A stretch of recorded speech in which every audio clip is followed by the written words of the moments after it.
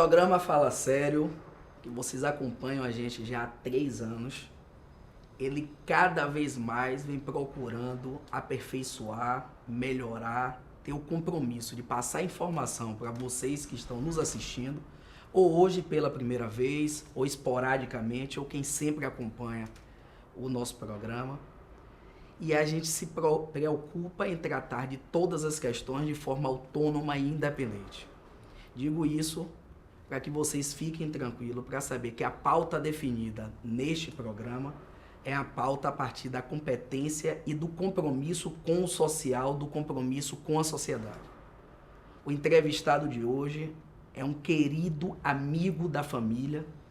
Eu tive o prazer de herdar a amizade de meu pai, que começou lá atrás até, quando o presidente do Sindicato dos Médicos e Dr. João Durval, governador, começam a relação política com o presidente do Sindicato dos Médicos e com o governador.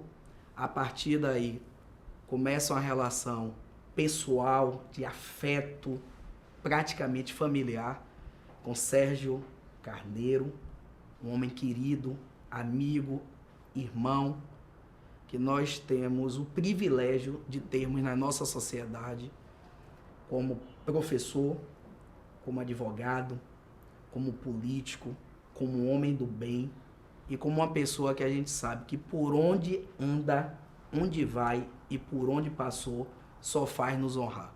Nesse momento de crise das instituições, nesse momento do hashtag Vem Pra Rua, nada melhor do que nós sabermos que existem pessoas que têm compromisso, que é exatamente o que nós queremos. E o Fala Sério tem essa proposta de mostrar de que há o lado bom em todas as coisas, e hoje estamos com o lado bom aqui do direito, o lado bom da política, o lado bom da família, o lado bom do amigo, que é Dr. Sérgio Carneiro, amigo Sérgio Carneiro, deputado estadual, deputado federal, vereador Sérgio Carneiro, chefe da Casa Civil do Governo do Estado, Sérgio Carneiro, procurador da Câmara, Sérgio Carneiro, irmão Sérgio Carneiro. Seja bem-vindo.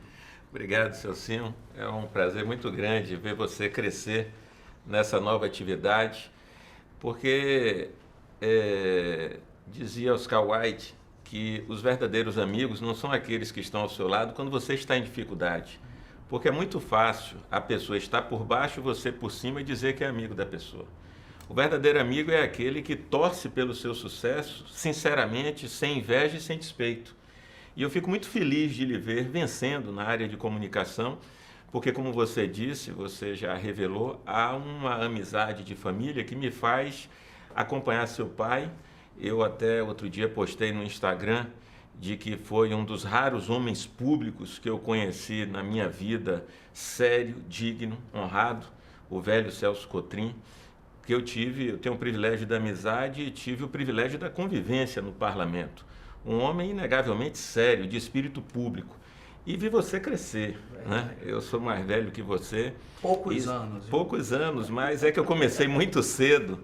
E vi você, assim como seu pai, se desempenhar bem em todas as funções que foram confiadas tanto a você quanto a ele. Vendo você agora atuando na área de comunicação, com esse desembaraço, com esse talento, auferindo a cada dia essa audiência pela credibilidade, pela competência com que você faz esse programa e com esta ONG do Pelourinho, é uma satisfação muito grande poder estar aqui com você para poder esclarecer aquilo que for do interesse do nosso ouvinte. Fantástico. É essa oratória brilhante de Serginho. Serginho, marido de Solange, a quem a gente manda um beijo extensivo a toda a família, aos filhos, aos netos, a seus pais, a doutor João, a dona Ieda. Por gentileza, passe o nosso abraço, a nossa consideração e dizer de que o programa está à disposição de todos vocês.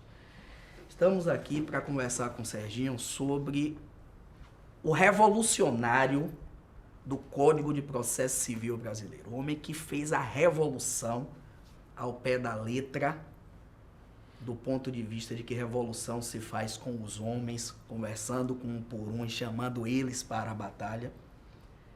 E o momento foi muito propício e continua sendo em discussão no país, tanto na área jurídica quanto na área política, sobre o trabalho, sobre o Código do Processo Civil, esse trabalho que você incansavelmente fez na Câmara e continua fazendo mesmo sem estar com mandato.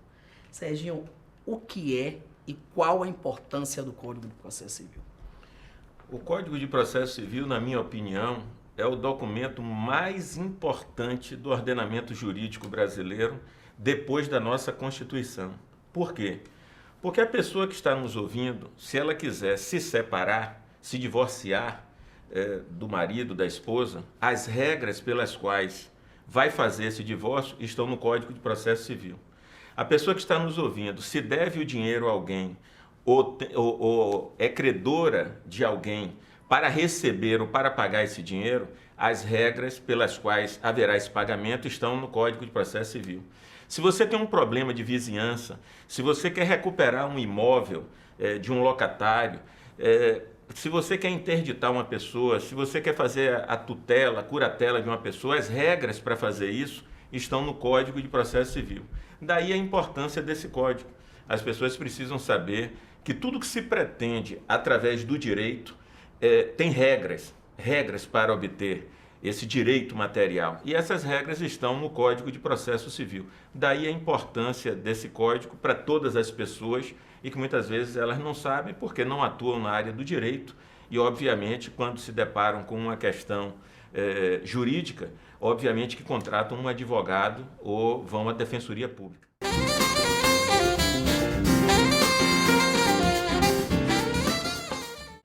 Fala sério com meu amigo Celcio Cotrim aqui na CNT. Fique ligado todos os sábados. Diversão, informação e você junto com a gente.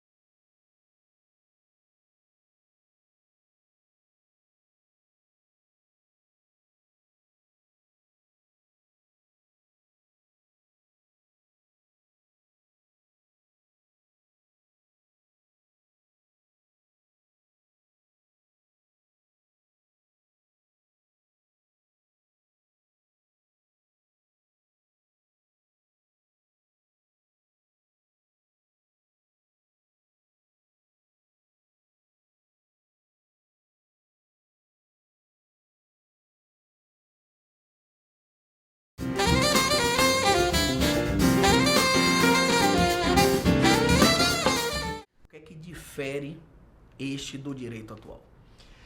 Olha, o código atual, como todos os outros códigos existentes no Brasil, eles eram feitos da seguinte forma. O governo nomeava uma comissão de juristas, né, pessoas, professores com notório saber jurídico, eles se trancavam em 4 paredes, elaboravam um anteprojeto, enviavam esse anteprojeto para a Casa Civil mandava para o Congresso, tramitava na Câmara e no Senado, se dava a chamada vacatio legis, ou seja, a vacância da lei, o prazo entre a aprovação do projeto e a sua efetiva entrada em vigor, para que os operadores do direito se virassem para entender o que é que estava escrito ali, quais os novos institutos. Então isso levava um ano para que as pessoas pudessem entender o novo código. E o atual Código de Processo Civil, que é de 1973, ele não chegou a ser feito nem por uma comissão, foi um único homem, o ex-ministro da Justiça, Alfredo Buzaide. Então, um homem só fez o atual Código de Processo Civil e entrou em vigor em 1973, que não existia processo eletrônico, não existia processo em massa, não existia internet, não existia TV a cabo, havia discriminação entre filhos, mulher tinha que ter autorização do marido, enfim, era uma outra sociedade, diferentemente desta que nós vivemos hoje. Então, a primeira diferença deste novo Código de Processo Civil que está em gestação no Congresso, do atual que está em vigor, é a sua elaboração. Sob a presidência do deputado Fábio Trade, do PMDB do Mato Grosso, eu fui designado relator desse projeto. Eu poderia, Celcinho, ter reunido meia dúzia de advogados, colegas meus, dentro do meu gabinete, preparado um relatório e devolvido à comissão.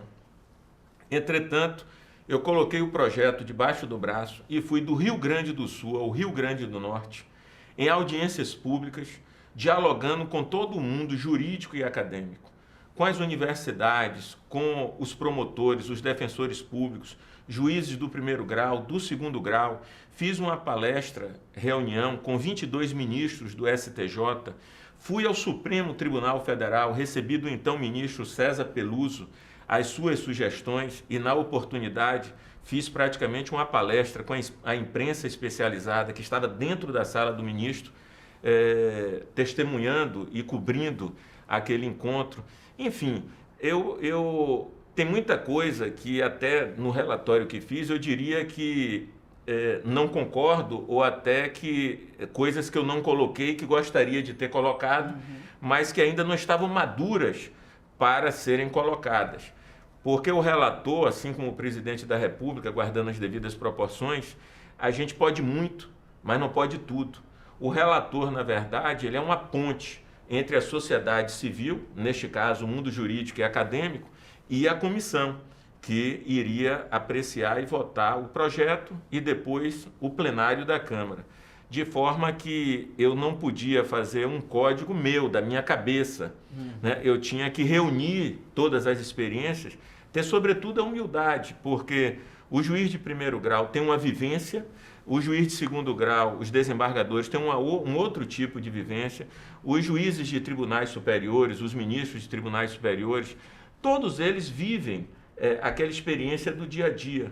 E foi reunindo todas essas experiências que nós procuramos construir um texto que traga celeridade, porque se você fizer uma pesquisa hoje junto ao povo brasileiro e perguntar qual o principal problema da justiça no Brasil, eu creio que mais de 90% lhe dirá a demora na prestação jurisdicional.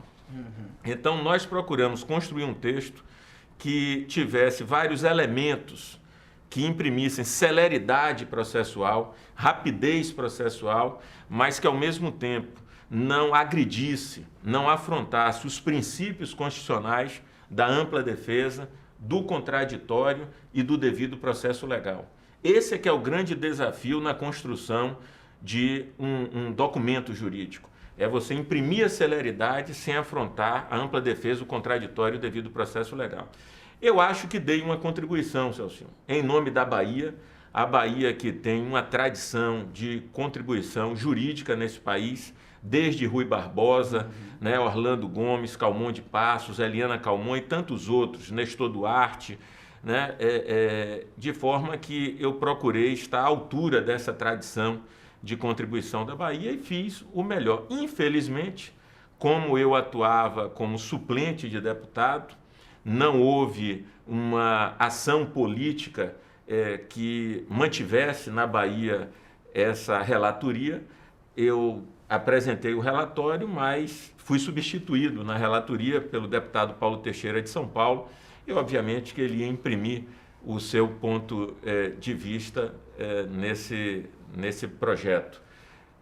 Eu lamento que não tenha conseguido concluir, mas dei uma contribuição que está registrada, inclusive, num livro que foi feito por vários especialistas do Código de Processo Civil. Por falar em lamentar, o programa Fala Sério e eu, especificamente como pessoa física, meu pai, inclusive, uma das coisas que a gente conversa sobre isso, a gente faz um lamento público aqui. A gente que exige que a política ande na linha, Serginho, a gente que está indo para as ruas, a hashtag vem para a rua, todo mundo vem para a rua para a gente exigir hospital padrão FIFA, para a gente, e que está certo, para a gente exigir escola padrão FIFA, que está certo, você, eleitor, também precisa ser padrão FIFA. Porque nós perdermos um parlamentar do quilate de Sérgio Carneiro, um homem com a importância que tem para nossa Bahia e para o Brasil, que foi obrigado a deixar por conta da suplência a finalização praticamente dessa revisão do Código de Processo Civil tão importante na vida de cada um de nós.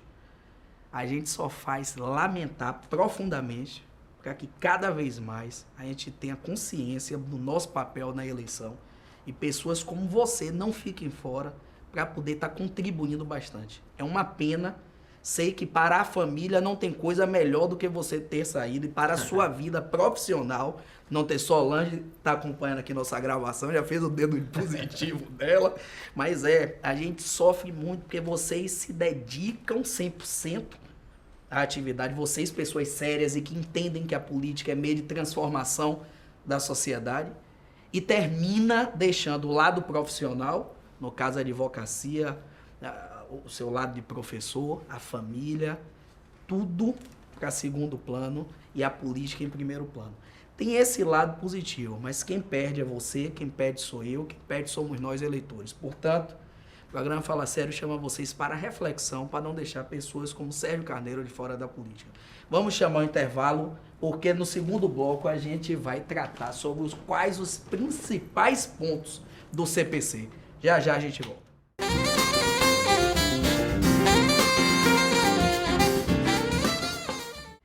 Fala sério com meu amigo Celso Cotrim aqui na CNT. Fique ligado todos os sábados. Diversão, informação e você junto com a gente.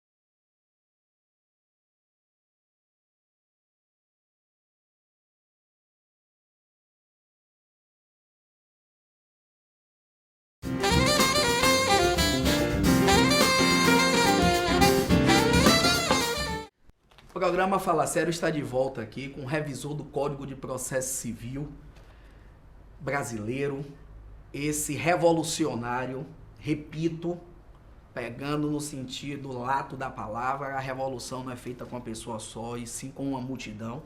E esse homem que trouxe a multidão do campo jurídico, a multidão do campo acadêmico, a multidão do campo político, para fazer a revisão do Código do Processo Civil brasileiro, para que nós pudéssemos ter um direito que seja de acordo com o nosso dia a dia, não ultrapassado e que não contribua ainda mais com a morosidade da justiça brasileira.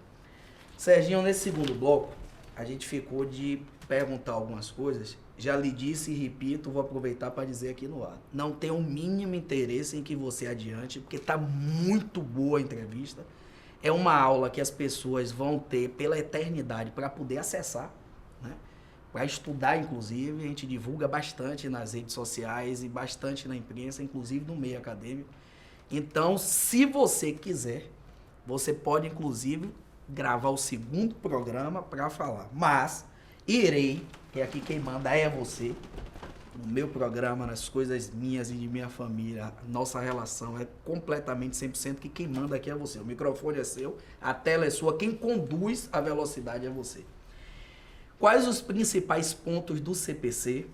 Sugiro aqui, Jade, que a gente comece pela eficácia normativa da jurisprudência. O que é a eficácia normativa da jurisprudência? Vou dar um exemplo simples. A união homoafetiva. Não existe lei no país sobre esse assunto. E ele era discutido. Existe, não existe? Pessoas do mesmo sexo podem morar juntas? Podem viver juntas? Que direito elas têm? Uma relação de pessoas do